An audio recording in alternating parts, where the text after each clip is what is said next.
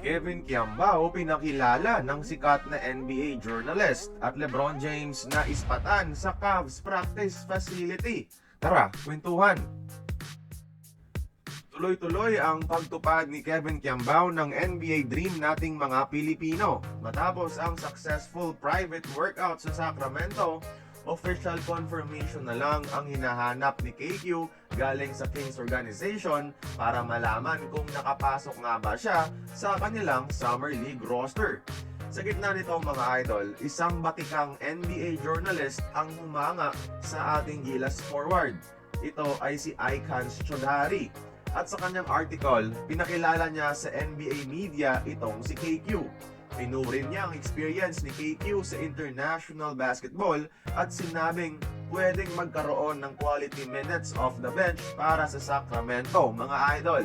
Tinawag niya si Kiambao na isang underrated gem at sinabing pwedeng gayahin ni KQ ang naging landas ni na Austin Reeves at Alex Caruso patungong NBA.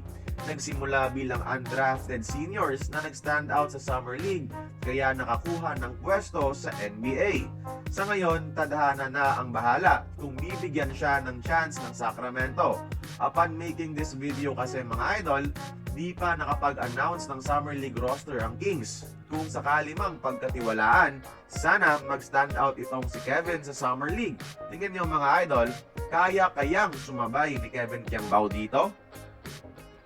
At heto mainit, LeBron James mga idol, spotted ngayon na nagtitraining sa loob ng Cleveland Cavaliers practice facility sa kasagsagan ng NBA rumors na maaari siyang humingi ng trade sa Lakers.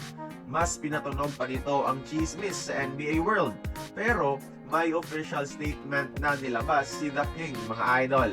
Sinabi niyang walang ibig sabihin ang pag-practice niya sa Cavaliers facility at matagal na raw niya itong ginagawa tuwing off-season dahil dito siya nakatira sa Ohio mga idol.